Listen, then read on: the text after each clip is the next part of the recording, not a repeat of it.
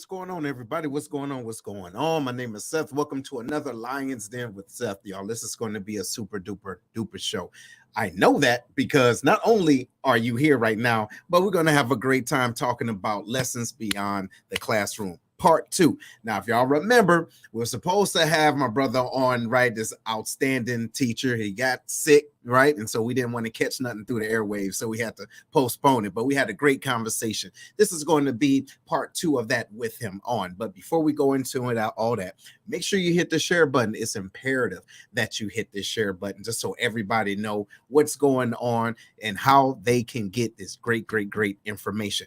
Also, if you are watching, let us know where you're watching from. Okay, not from your house. Hey, I see you, G. What's going on, brother? That brother down in the ATL, you know what I'm saying? Getting it in. Let us know. Spread the word, spread the love, and that's what we hear about. Look at this dude. What's up, man? What up, man? My phone messing up, man. I'm trying to share the content.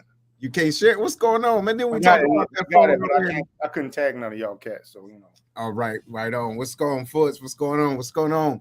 Larry, what's up, man? Hey, look at him. See, look, you see how they play my crib? Where's that? Hey, Detroit. Where's that? Hey, look, okay. Anyway, Larry out there getting it in Detroit, right, with his family. That's what's up, man. But look, what's up with everybody? How was your weekend, man? Man, it was really good. You know what I'm saying? So I'm starting to become a regular at church now. Oh, goodness gracious. You know I'm standing up and clapping and doing all that stuff. And, you know, of course, singing in the choir. But, you know, it's been pretty good. You know, I found a good spot. Really? So what was the message on today? The message was, I'm going to break it down to y'all real quick. It is sometimes you don't want to do something, right? Mm-hmm. You know, like, but if the Lord tells you, hey, go ahead and do it. Just do it, even if it don't make sense. Mm-hmm. You know what I mean? They was talking about when they was walking near the water, mm-hmm. They was fishing or something like that. You know what I mean? I'm halfway listening. They're fishing, right? Yeah, you know, Jesus was a carpenter. You know, right? All the other what they call disciples were fishing. Mm-hmm. Okay. And Jesus trying to teach them how to fish, right? Or tell them when to fish. He's like, hey, man, we've been walking out here all day, ain't catching nothing. Mm-hmm. But on your command, you know, we'll do what we got to do. Okay. You know what I'm saying? And they caught a whole bunch of fish. So the word was, you know, when you give the God first, mm-hmm. blessings will overflow. You know what I'm saying? Just give the God first. Mm-hmm. Okay. All right. Well, did you receive that? I did, man. I thought it was a really good message. You know? My man. Ladies and gentlemen, the young man is now delivered. All right. And you know what I think you need to do that just so you can stay out of Facebook jail. But everybody else that caught us last week, we had a long discussion about different things, but one in particular about Juneteenth. And so I encourage y'all to check out 2 shows on YouTube right now. One is called Juneteenth, 1865 to 2021. Great documentary. All right. Great documentary. And the other one is Juneteenth, Faith and Freedom. Not talking too much about, you know, the watermelon salads. You get what I'm saying? Man. Say what? Did they got ice cream and watermelon salad? Man, stop it. I hope they don't. But I highly encourage y'all, go and check it on out. But anyway, y'all, look, let me give y'all a quick intro to our gentleman that's going to be on, y'all. Super dope, y'all. Mr. Duncan, okay, he's a 5th grade mathematics and science teacher in his 13th year of teaching. He is a former Illinois Council of Teachers of Mathematics Director at Large, iSTEM Area Teacher Leader, ICTM Excellence in Elementary Education, and Presidential Award for Excellence in Mathematics and Science. And listen, this dude is awesome, y'all. And also he had the liberty, and bless him for this, teaching my daughter, okay, for the 5th grade, and she's so far out of line. He helped to bring her back in line. But ladies and gentlemen, y'all give my man Reggie Duncan a round of applause. Welcome home, brother. Hey, man, I appreciate that. Oh, man, you know what, man? Every time I hear somebody read those types of things, man, I feel like Rocky and Apollo Creed and Rocky IV. It's like, how many names you got? That's all God, man. I've been really blessed in my career. But like I said, every time I hear it, that doesn't sound like me. I'm just a man that loves kids, man. Hey, but look, hold on, ladies and gentlemen, real quick, man. You got it. Yeah, I got this. Take it. Let me let everybody know right quick before we begin anything that the views expressed are solely Mr. Duncan's and not a representative. Representation. Hold on. Look. I'm the scholar, dog. Hold on. Of any other that ain't what you do. District or corporate entity. Look. And do not represent. See, it wasn't wrote right. It's been up there for 20 minutes. Does not represent. You ain't sounded out 20 minutes ago. I'm just saying. We got that out there. Now we can begin this discussion. Anyway. So what's going on, brother, man? How you feeling, man? How's everything? Man, again, blessed, man. Like I said, I'm out here in Chattanooga. My best friend just had the little baby girl, man. It's been such a blessing. Shout out. Family's been through a lot, a lot of miscarriages. I learned what a rainbow baby was. I wasn't aware of that term. So just very blessed, man, to be down here and see Miss Alexandra Grace. Welcome to the world. I do need to give a shout out real quick to my friends who are downstairs watching Rescue Rangers without me. His other kids are a little upset. They're like, can we be on the show with you? Absolutely not. But I want to give a shout out to Avery Kate, Adeline, and Mr. Anderson. All right. Please say our names. That's it. Shout out.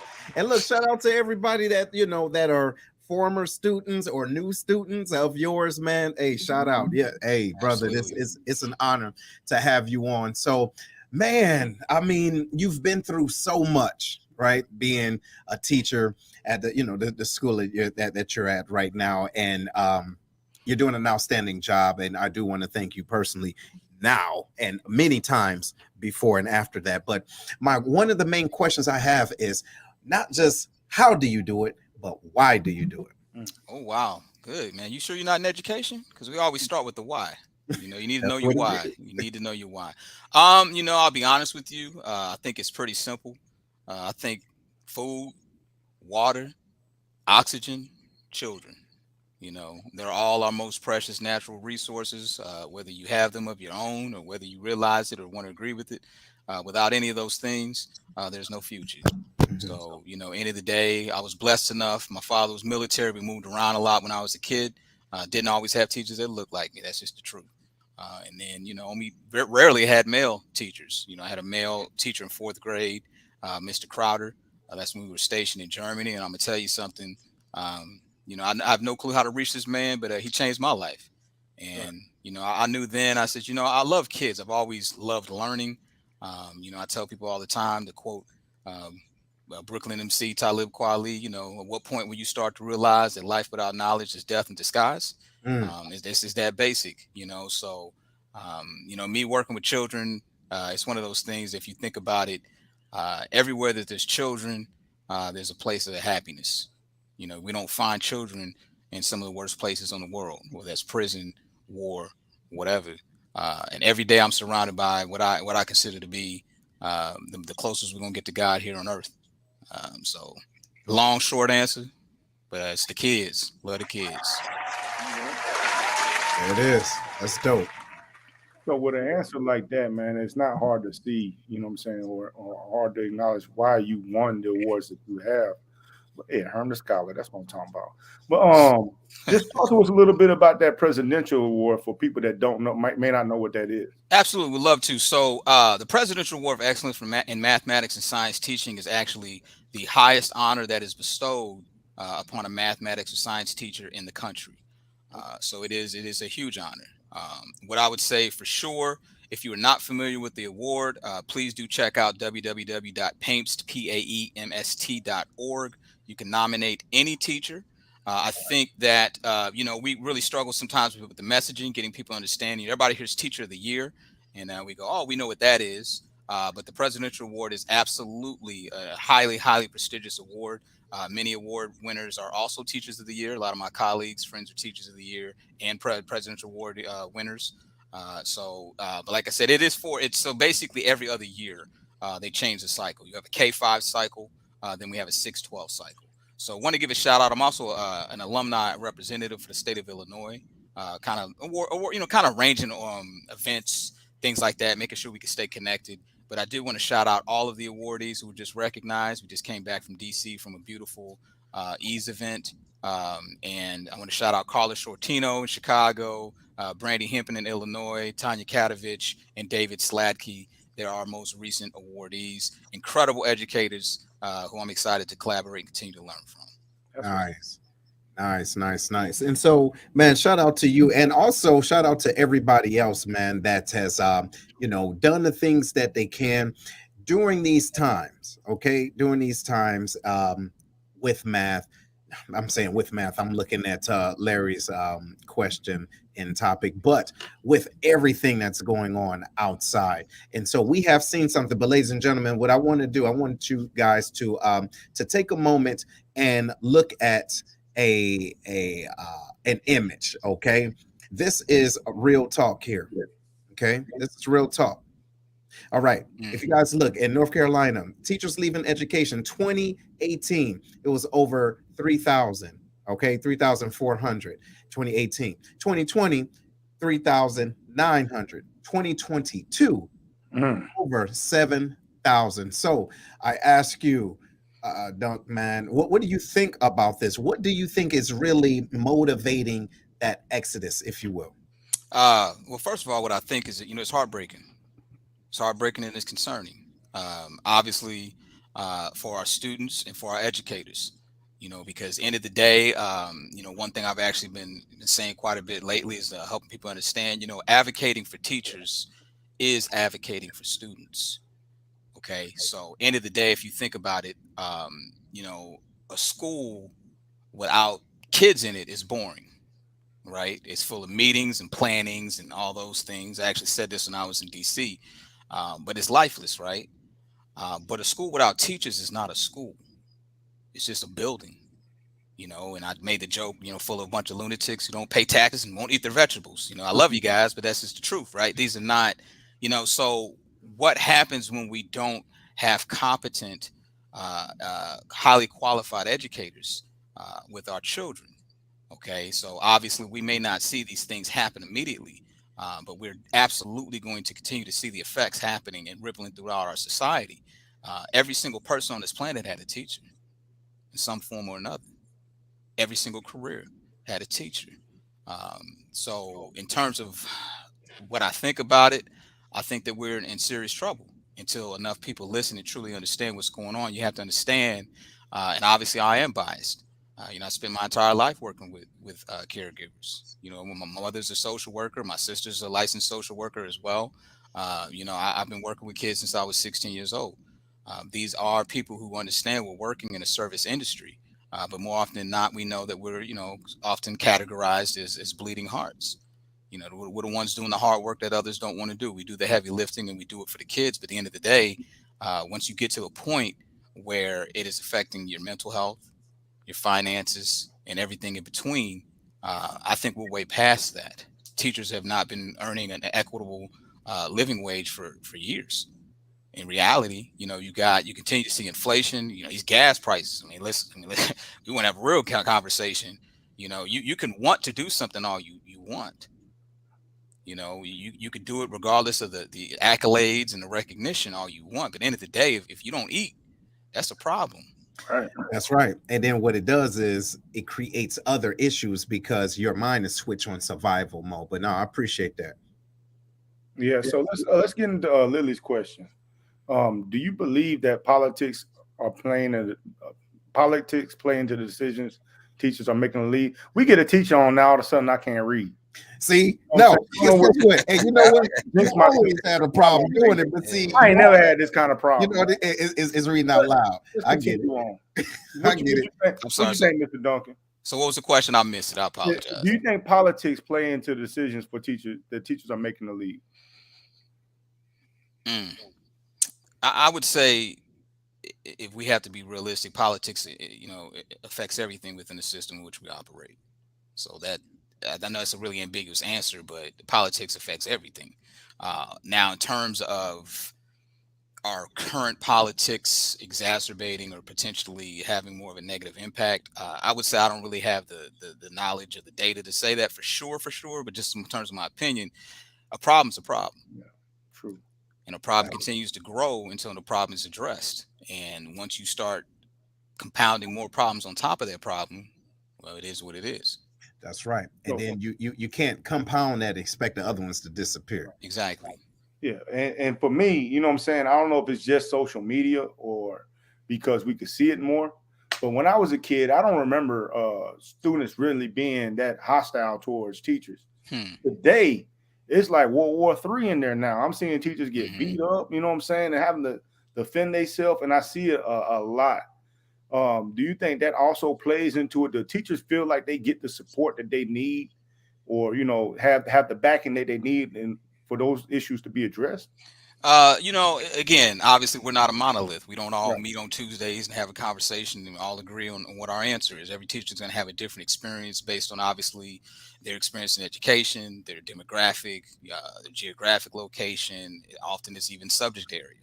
It could also be your K-5 versus 6, so on and so forth. It depends. There's just too many factors, right, to necessarily say. I can just say for me, what I've noticed, and again, children are a microcosm of our society.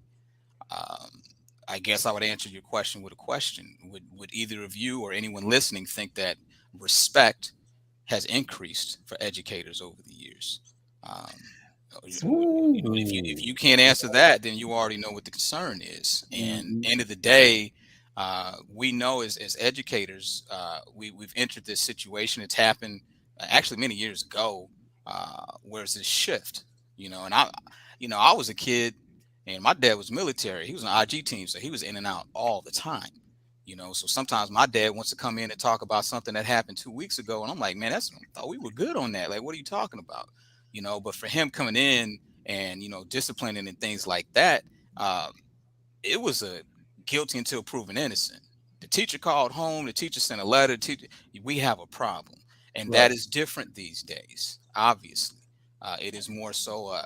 My child said this or this occurred, and that's totally understandable. I'm not saying don't listen to your child, but at the end of the day, especially at the elementary level, that becomes challenging for educators to navigate, because I know sometimes I'll just listen.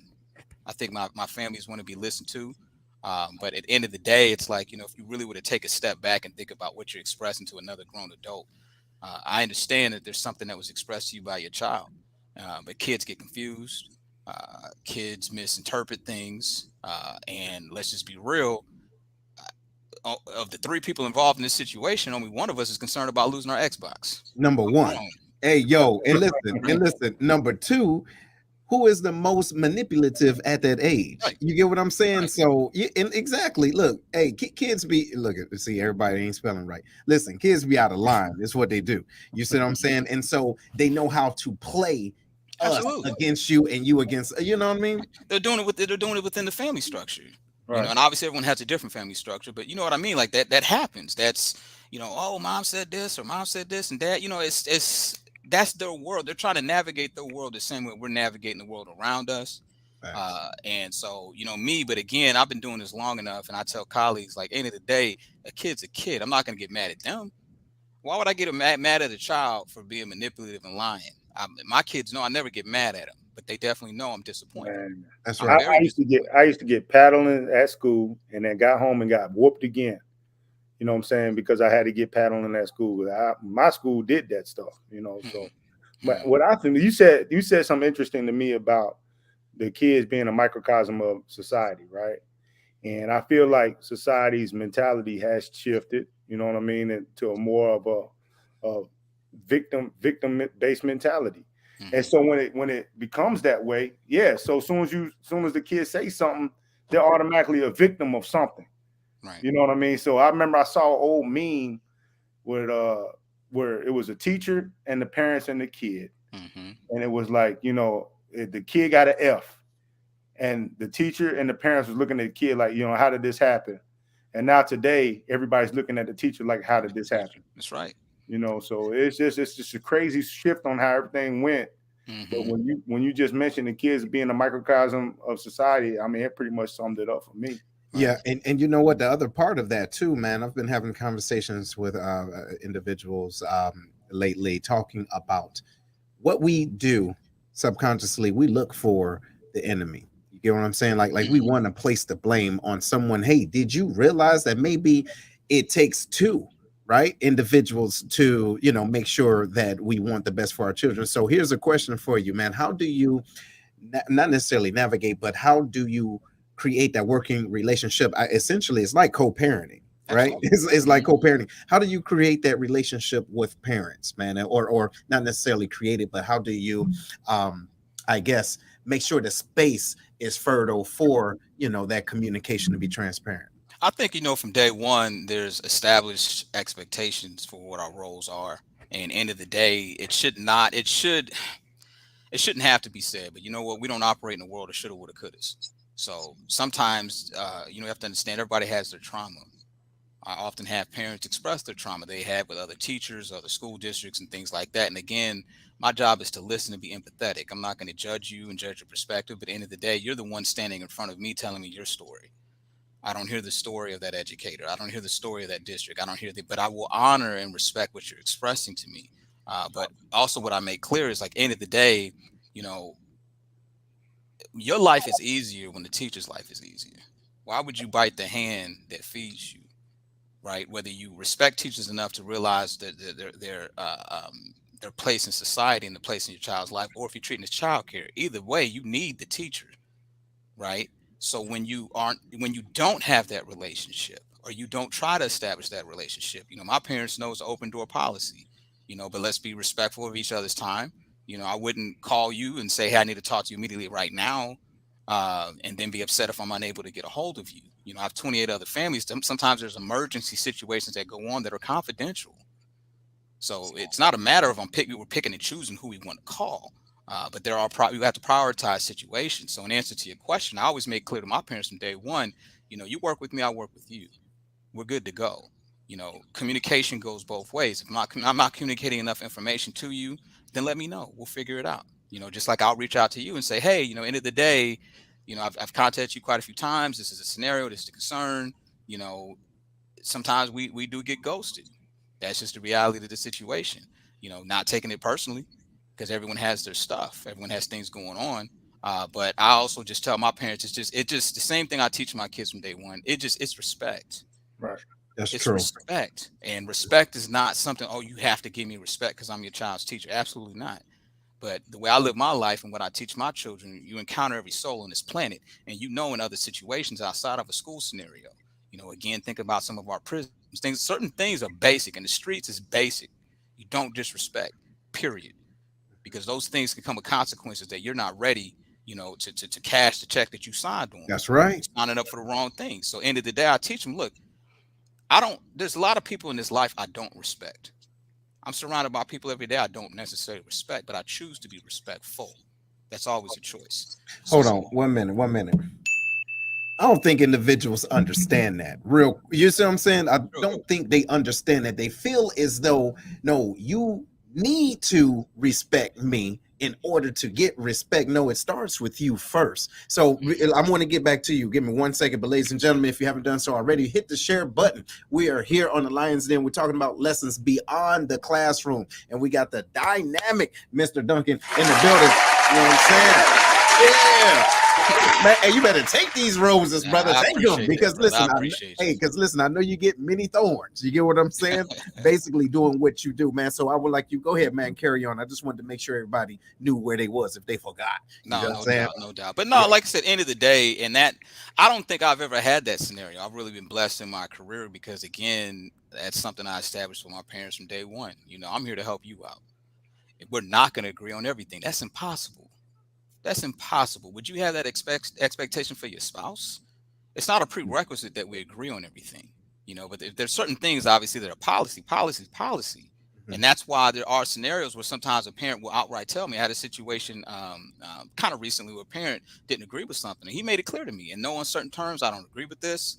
I would have made the decision to do this and this and this and this. First of all, I'm not taking it personally. You're just expressing to me something, and that's fine. I'm here to listen. That parent, I'll tell you, I had just an incredible amount of respect for this parent. They know who they are, and I made it clear to them. We made it clear to the child. We don't agree, but we respect one another. That's it. And this is where it's at. So I tell them certain things are policy. They are what they are. Now, don't get me wrong. We're not out here just carte blanche, just throwing everything at you. They did this, so this is what's going to happen. Obviously, there's there's that empathy and professional discretion. But at the same time, I tell them, if they haven't done these things will occur. And that's what I teach my kids in the class, the CDCs, choices, decisions, and consequences. And you already know my Uncle Ted, man. When I was a kid, man, it was boom, boom, boom all the time. Choices, decisions, consequences. To the point, it's in your head, right? Yeah. So I actually I flip it into a math lesson with my kids. Nice. We'll write it up on the board, and I'll tell them, I'll put a rectangle on it. How many words are here? 3. Okay. So how many have the rectangle on? 2. What fraction of these words have the rectangle? 2/3. You're responsible for 2/3 of this equation. You make the choices and you make the decisions. Don't be upset at me because I'm the consequence guy. Your teacher doesn't wake up in the morning and go, oh, I can't wait to get to so-and-so. That's crazy. We're grown. We got stuff to do. That's absurd. That's absurd. And when a lot of my parents, I tell them these things when they first come in the open house and they all laugh. But then everything is smooth. Everything's copacetic from the beginning. We just say, look, end of the day, I understand where you're coming from, but you also have an emotional investment in the situation. Now, we are emotionally invested in your children, but that child did not come from me. That's right. So you have a dual relationship. You are going to be skewed in your perspective as to how you want things to be handled, whereas we are handling this scenario across not only this grade level, but grade levels throughout the facility, throughout multiple school years. So to cover ourselves, and there's no bias and things like that, it is what it is. But, again, we can respectfully disagree, but have to be respectful. Right. But you have to communicate. Get with your teacher, even if you're not one of those people who talks to your teacher every week or emails or anything like that. That's fine. But you need to be sure you connect with that teacher. We can't read your minds either. So that a lot of times it just keep parents I haven't heard from in forever, and they probably thinking the same thing about me. It's like, well, we see the newsletters and things, but reach out, let me know. I wouldn't think y'all would even want people to just be reaching out to y'all like that. You know what I mean? That's surprising. I would say it depends on the school, like the level, right? So high school, you're gonna have a completely different level of parent involvement than you wouldn't have in elementary. But end of the day, we all are in this for these kids, right? No one's saying to blow us up 24/7. That's not what we're saying.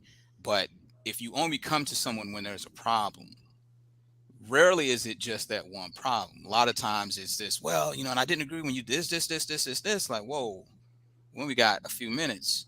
Right. So, let's figure out what the concern is and how we can best address it and move forward.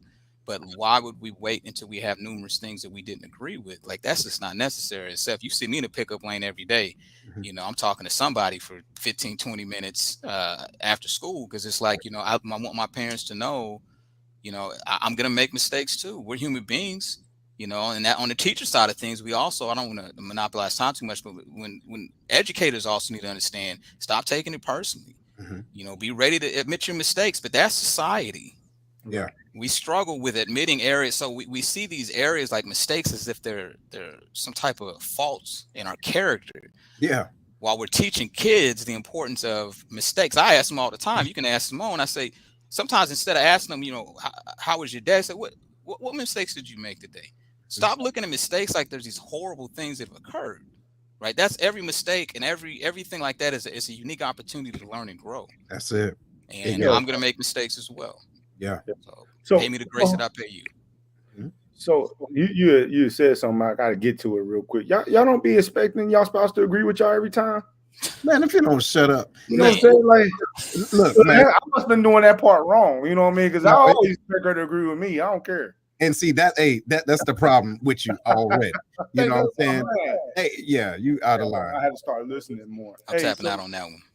Hey, for me, when I go to parent teacher conference. Oh wow! Hold on, look at this. The biggest mistake I've seen, and he has yet to admit, is that the fascination with the Buffalo Bills. We're gonna leave that alone. Here we go. Go ahead, bro. You know how it is. But go ahead. So for me, when I go to parent teacher conference, right? I always open up with, I let the teachers know that I'm on your side. I'm pro teacher. You know what I'm saying? And we do this together. I'm not the kind of person that's going to come up to you with the issue. You know what I mean? Like, I want to make sure that we are on the same team. But man, there's sometimes like we talked about pre-show. You know what I'm saying? Sometimes you have those bad apples. You do have some of them teachers, maybe they burnt out or what, that don't really still receive you. You know what I mean? You have an issue, they never get back with you. follow up 3 or 4 emails and you get to the principal, you know what I mean? So some of the frustration from the parents, right? What do you feel about some of the frustrations of the parents when they're dealing with teachers like that? How should they go about handling that, and how should they move forward? Yeah, that's a challenging one to answer because, again, kind of like we talked about on the pre-show, there's too many unknown variables for me to answer that in a blanket type of way, because what I'm receiving is obviously a parent's perspective on a particular situation.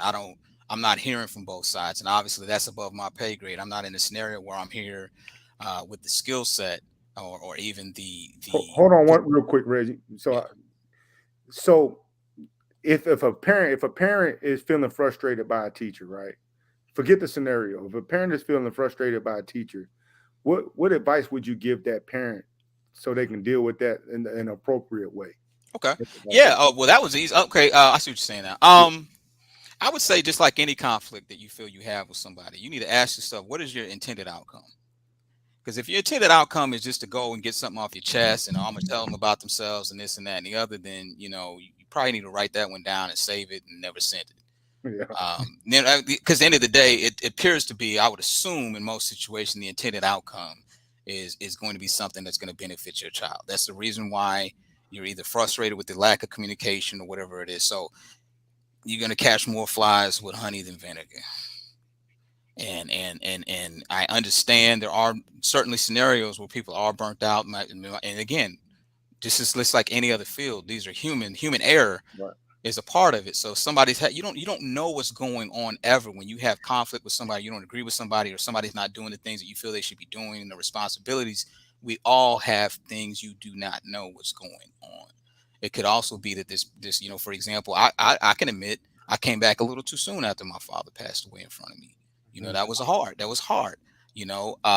But again, I wanted to be there for my kids. There was anything negative that came out of the situation. But the truth of the matter is, if you caught me during that time, that week that I just came back to school after putting my father in the ground, my father, unfortunately, he passed away right in front of me.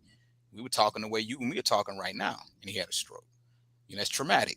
But you don't know what that teacher could potentially be going through, and that could even be a school year. We're humans. You got people going through divorces. There's 4 million things going on. So I guess my answer to your question is, I get that you're saying I reached out 4 or 5 times. I said, reach out again, and then at that point, you just have to say, hey, I would really hate, I don't want to have to bother or include administration in the situation. And it's not a threat. It's just that you're making clear, I really need these things communicated. I've attempted to reach out to you. You don't always have to take it to whatever level, when you don't get the things you wanted, the initial steps. I understand the frustration because parents got things to do too. But in the end of the day, what could that potentially do? I guess is what I'm asking. It could potentially damage a relationship. It could potentially, have some type of negative outcome. You may get what you want in the short term, right? Now the parent, now the teacher emailed me back, or now they answered my question, or I showed them, or whatever. Not to say that that's your intent, but if we take more of a long-term approach to how we approach one another, how do we speak to one another, how do we empathize with one another, it would obviously, it benefits everybody in the long run. I've had some parents who I'll never forget. I had a situation where a parent was very upset with me, and it was a misunderstanding. But I've told even my coaches a few times, she doesn't necessarily like it when I say it, but I'm like, sometimes people just need a nap. It's like, man, take a nap, man. And I don't take it personally. Sometimes I'll just go, I'll get back to you and I'll give you 24 hours. Right. And you know what? I have myself in order too. You know what I hear too, man, from you, and a good friend has been explaining this to me, man. But it's all about grace and mercy, right? Because at any given time, you can be in that same situation. Teachers don't have a certain armor that they're professional all time, every day, because what you also do is you deal with what teachers deal with, all these emotional aspects from these kids, right? And like a little city, right, where in each classroom you the mayor, so everything that happens, you're either leading them or you taking a mess. You get what I'm saying? So that's what I would say that it would take. But here I want to switch gears a little bit too, to the if you could describe your thoughts around diversity of thoughts right? And how important that is for the power of representation. What do you think about that? I think that, if you think about what are major shifts that we see in education, uh, I'm sure a lot of parents, whether you know a lot about what your child is or is not doing in school, you're hearing terms like STEM, right? You're hearing that constantly. So we're looking at, innovation, ingenuity, creativity, collaboration, communication, so on and so forth. If we continue to do things a certain kind of way, we're not going to move forward just because that's always the way we did it, right?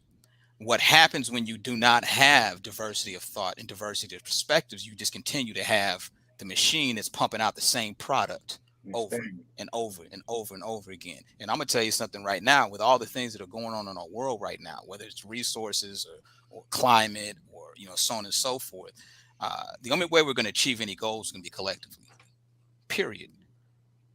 So when you have a situation when all voices are not in the room, all voices are not presented, we're slowing ourselves down. Everyone can only bring their own knowledge and experiences to the table.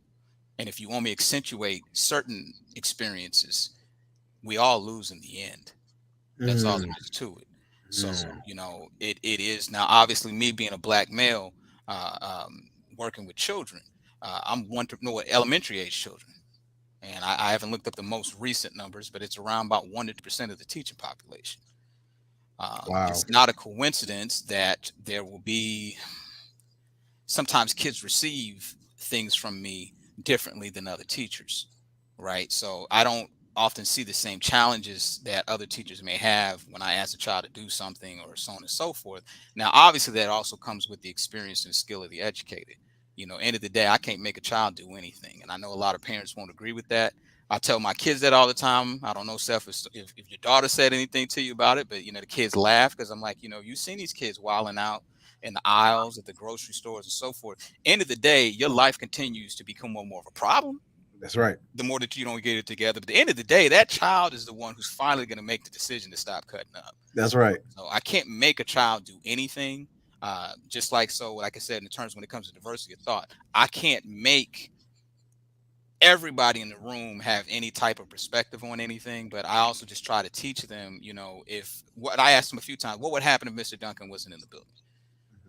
There's only so many males in the building to handle certain things. Just like, my young ladies know they have an issue. I tell them, you tell me, Mr. D, I got a private, feminine issue. Can I talk to so-and-so? That's the policy. That's the procedure. That's how we handle it. And the kids even already recognize that things would be different for all types of different ways. Not to just say just gender, right? Because obviously there's conversations that go around that as well. No one's to say because you have such and such assignment from birth that you're going to think a certain way, talk a certain way, so on and so forth. But we also know that we're influenced by society that surrounds us, right? So there's also roles that people pick up and learn and so on and so forth. So I guess I'm getting off on a little tangent, but back to your question in terms of diversity of thought.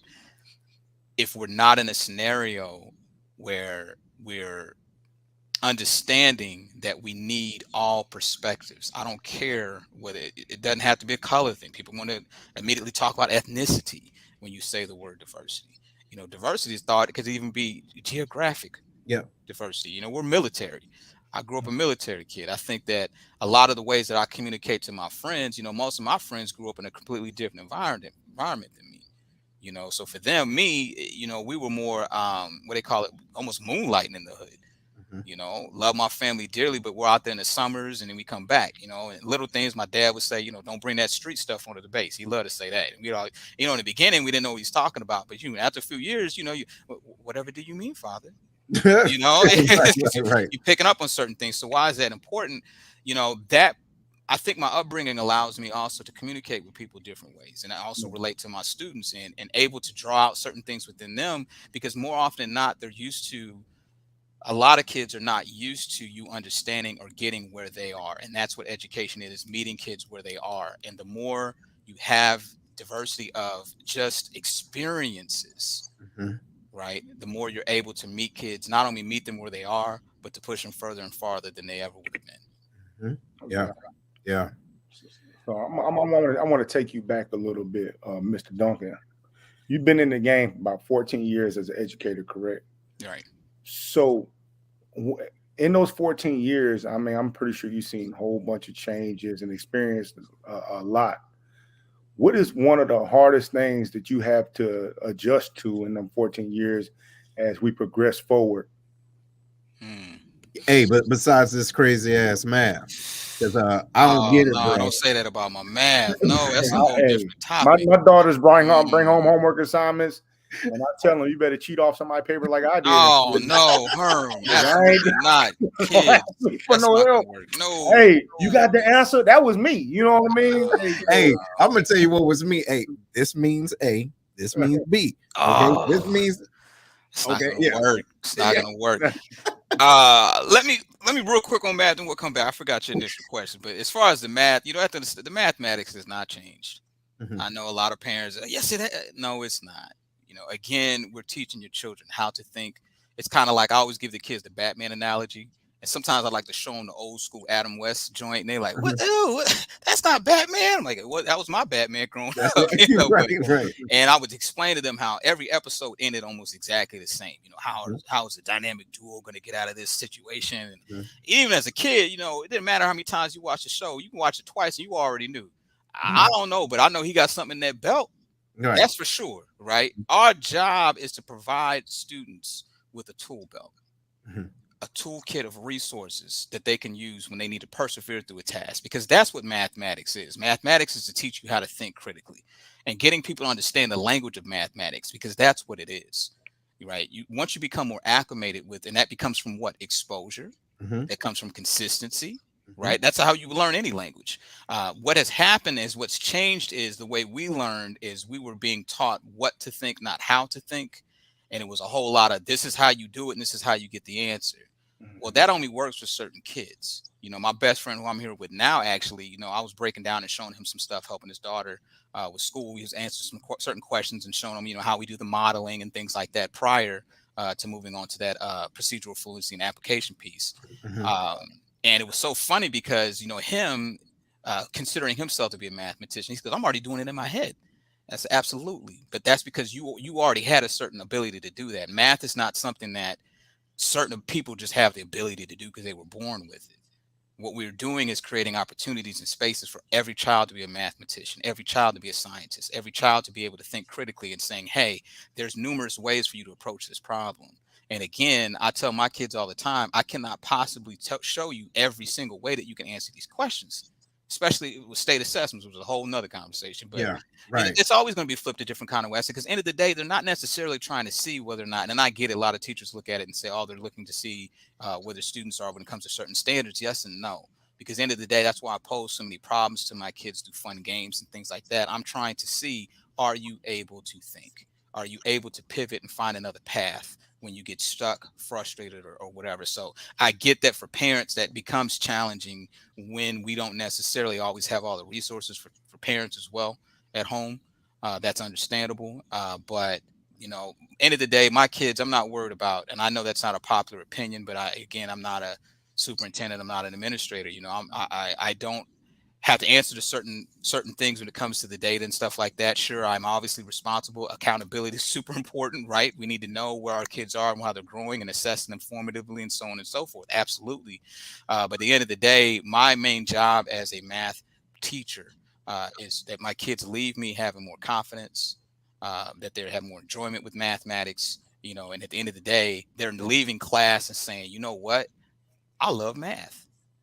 You know, I no longer see myself as somebody who's unintelligent because I might have an area I'm struggling with currently. And obviously, we're also pushing and helping them understand the growth mindset. You may not be able to do it now. But that's all things in life. If you're going to shut down and all of a sudden say, I'm not going to do it. And I know I'm getting on my soapbox, man, but you hurt my heart, Herm. I ain't going to lie. Because he was cheating. Well, not just cheating. It's just the math is for whatever. Mathematics seems to be that only subject that we tend to see adults in our society, specifically Western society, who are very comfortable saying, I don't get it, I don't do it. How many grown folks, you know, walk around and proudly say, you know what, man, that reading, man, that's not my thing. I can't read for nothing. You know, because it's popular with mathematics. You know, if you say that at a table, and why is that? Because a lot of us have shared trauma with the way the mathematics was presented to you. And that's part of why there's a very nuanced answer, but there's lots of reasons why the mathematics is taught and expressed to students differently.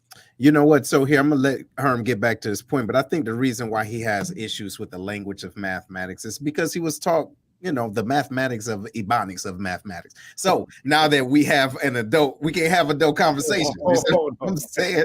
Because he didn't get it and he left it. You see what I'm saying? I got my high school diploma, damn it. You know what I'm saying? No. Hey, what they say? These get degrees. So it's okay. I know. Hey, I made it to the end. Hey, that's it. But go ahead, man. Hit him with that question. Yeah, but the question I asked with a person, an accomplished person as yourself, 14 years in the game. There's been a lot of changes, and I just wanted to know what was one of the toughest things toughest part of the change. Besides, we got an exodus of teachers and stuff like that. We already talked about that. But what is one of the toughest things you had to adjust to in order to continue being successful as a teacher? That's a very good question. That's a very good question. The toughest thing, because there's a number of things. I mean, let's be real, man. Look, you're the only African American teacher in that school, right? So that just by me seeing that and being from the outside looking in, I've been in situations like that. It's like, wait a minute, it hurts. It's hard, but you're driven by different things. It was that one challenge. Oh, that's definitely in top three, if not number one. But across the board in terms of, because that hasn't changed. That's kind of been, I chose to work where I work because of the students. Me being a military dependent, me already knowing the power of representation. Again, I've been working with kids since I was 16. I know these kids need me in ways that, although other areas could also use me and need me as well, there are many people in many situations who this is it in terms of daily interaction or personal connection with someone who either has my background or my ethnicity. And that's just a fact of the situation. Is it the hardest? It is easily the most exhausting. It's the one that's the most challenging to express to anyone who's not been in that journey. It comes with a very significant number of challenges. Currently, Illinois is very much so struggling. We are not retaining teachers of color. It's a national issue, but Illinois has very high rates. It's a problem. But I'd say that, along with let's just be honest, just the day-to-day expectations. Expectations continue to increase. But again, we live in a I think I told you guys that in the chat. We live in a society where you exchange legal tender for goods and services, right? And the more legal tender you have, the better in goods and services you receive. But we have this expectation, almost like this, we want maximum results for minimal effort when it comes to supporting and paying our teachers. We have many of our teachers who aren't able, pretty much not on the livable wage. You have to understand, not everybody is dual income. These teachers who cut grass and do 4,000 jobs and drive Ubers, it's not sustainable, especially for numerous years in the classroom. And then also the third, I guess, because I can't give number one, is it hurts my heart to see what's happening to our educators. It hurts my heart to see people who have been dedicated and passionate about children their entire lives now almost feeling forced to consider jobs to just allow them for their mental health. It breaks my heart. These are people who truly, truly love your children. Truly, truly love children. Nobody's going to, I hear people say, oh, this teacher's just here for the paycheck. What paycheck? What are you talking about? You can currently go to White Castle and be a manager and make as much and more than a teacher. So what do you mean? You can do a third, if that, of the work and get 2 and 3 times as much money. That doesn't make sense. So I guess what's really killing me is seeing what's going on currently. I'm very concerned about our kids, and I'm very concerned about the mental health of our educators. But it's not just the mental health thing. I think a lot of us, we hear that and it's like, oh, well, you be all right, shake it off. Everybody's got to do what they got to do. It's not just that. Again, like I said, it's the workload. We live in a society, especially in Western society, there's not the same level of respect that you see in other countries. When I worked in schools in Japan, with my church, when we mentored and went over there and did some things for a mission trip. And it's something I cannot put into words, the difference between the reverence and respect that you receive. Even when I did some time training in the United Arab Emirates, there is a serious issue with the respect and the culture of education in the United States And it really bothers me and hurts me to see where the change is going, because I don't know what's going to happen. But I do know for a fact our kids are going to be affected. And if that's an issue, then we need to figure it out. Man. Man. It's unfortunate, but that needed to be said. And who better to say it, than you. Ladies and gentlemen, we're here on the Lions Den. If you haven't done so already, hit the share button. We only got a few minutes back in this, right? But we're here with Mr. Duncan, man, outstanding fifth grade teacher. But more than that, right? You are a pillar in the community, right? Because there are individuals that, no kidding, even through high school, come back talking about, hey, Mr. Duncan, Mr. So that says a lot, right? So you instill a lot in these children, man. And I most definitely want to make sure you understand how important that is. So I guess one other question, right, that I think that is an imperative is, where do you see our children going in based off of everything that you said, right? But emotionally, right? The emotional bandwidth where our children are right now. Where do you see them heading if we don't work together as parent and teacher? What do you, if you just crystal ball it right now? Obviously, this is just you, but where would you see them? It's a hard thing to extrapolate. Yeah, I don't see it ending well, unfortunately. And that by that I mean if we continue on the current path. Right. If we continue the current path, I don't see it ending well at all. But again, like we said, the school's a microcosm of society. Let's just be real. We got some very serious issues in the society. We are now at a point where disagreement becomes opposition. Right. And that's a problem. Again, if we're not working together collectively as a community, we're in some serious trouble. There's no individual on this planet that's going to right all the ills. And so, in terms of the emotional side of things, I really worry about the technology and the social media. Right. It is very concerning. We are the most connected and disconnected that we have ever been in human history. You're able to speak to one of your homies or something and halfway across the world. But the reality of it is we also operate in a world where it's like, hey, man, sometimes people get annoyed because you call them instead of texting them. That's bad. That's a problem. That's a problem. It's just like, hey, everything okay? Like, yeah, I'm just calling. What you calling for?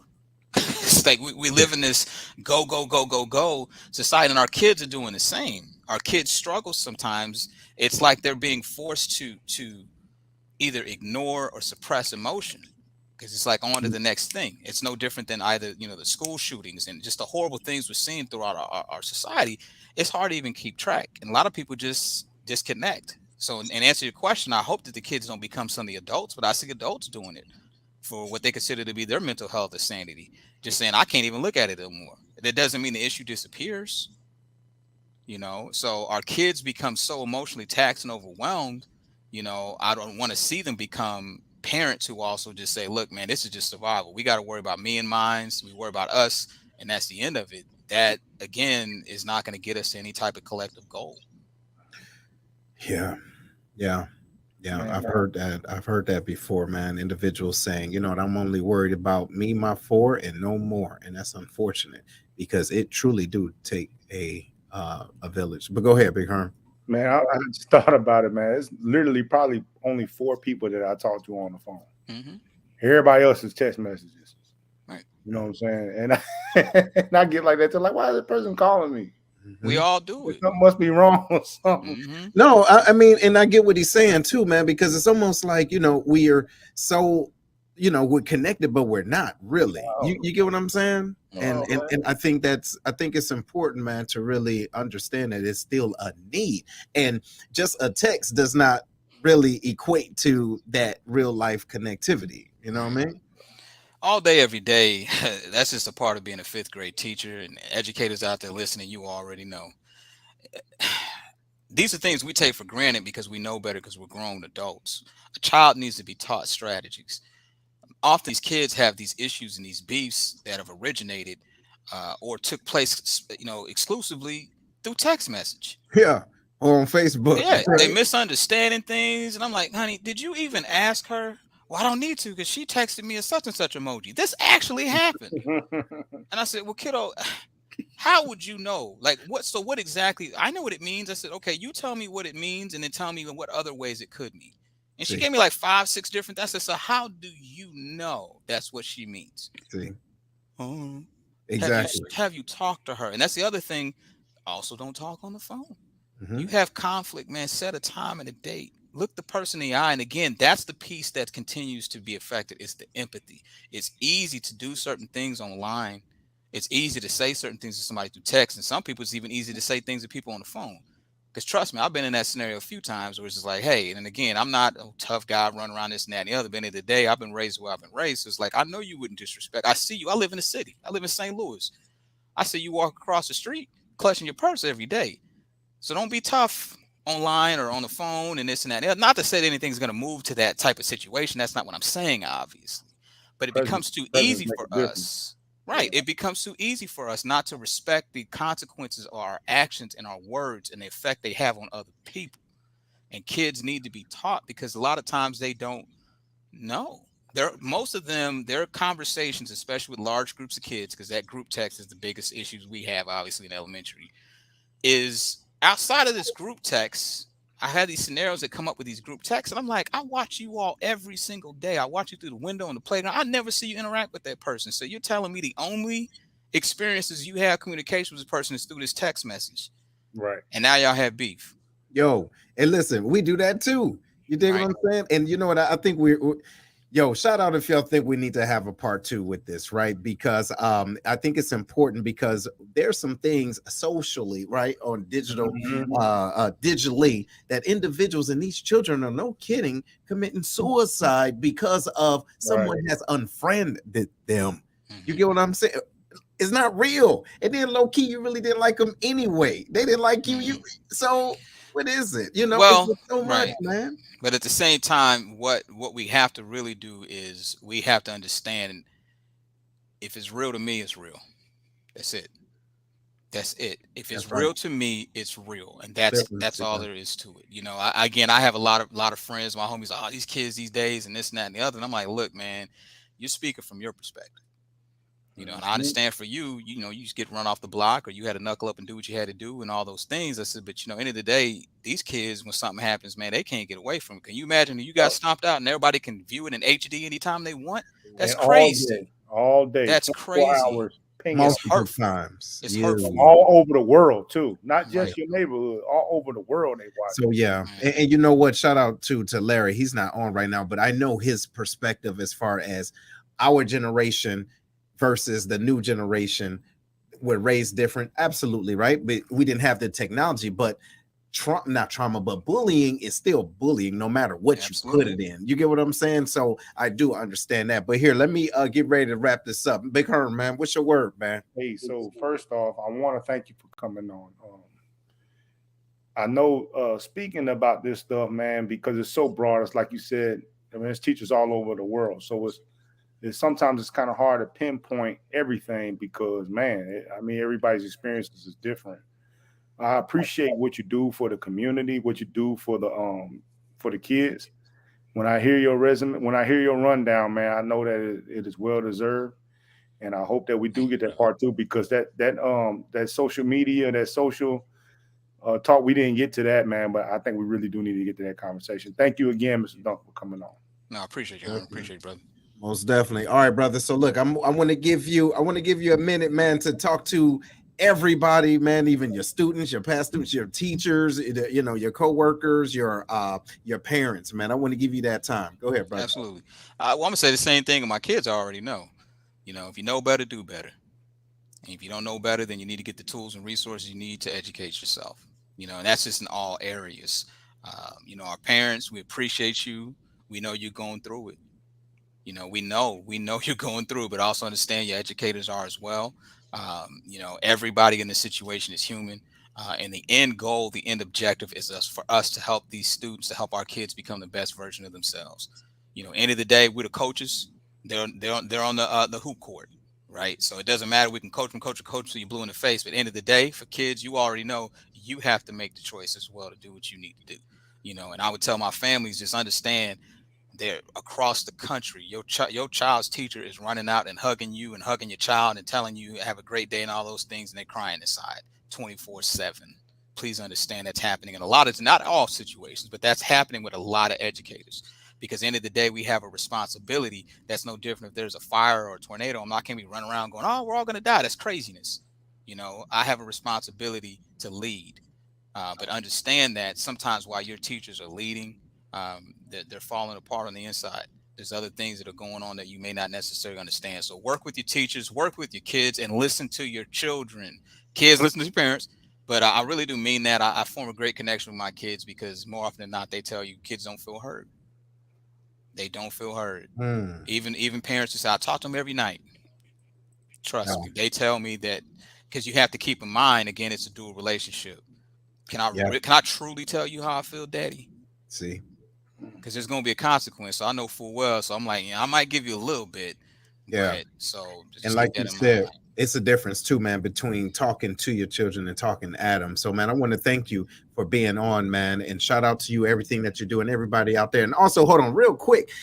People don't know that you're a hip hop head.